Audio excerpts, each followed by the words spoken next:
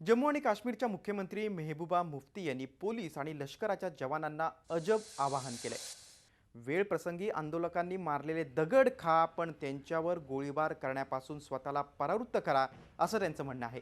आपण अंगावर झेललेले दगड हा आपला त्याग आहे असं समजा, असे तारेही त्याने तोडलेत।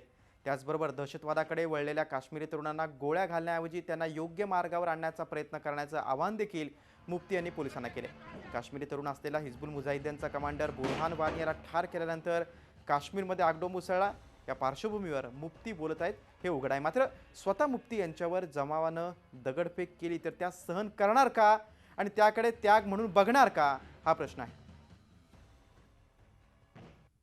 मेरी ये दरखास्त होगी उन बच्चों के वालिदान से भी और अपने पुलिस फोर्स से भी कि ये तो बहुत छोटे छोटे लड़के हैं जो हैं जिन्होंने जाके इस वक्त जो लगता है कि घरों से चले गए, हमें पूरा मालूम नहीं है क्या मिलिटेंसी ज्वाइन किए नहीं, जिन्होंने भी ज्वाइन की हो, जो यहाँ के लोकल बॉयज हैं, तो अगर उनको किसी तरीके से जो लोग हैं उनकी हैंड होल्डिंग करके उनके को अपने घरों में वापस लाया जाए तो मुझे लगता है कि ये बहुत ही बड़ा काम होगा।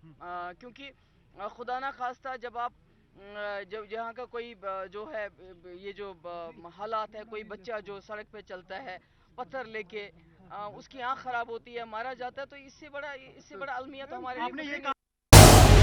झी 24 तास रहा एक पाऊल पुढे।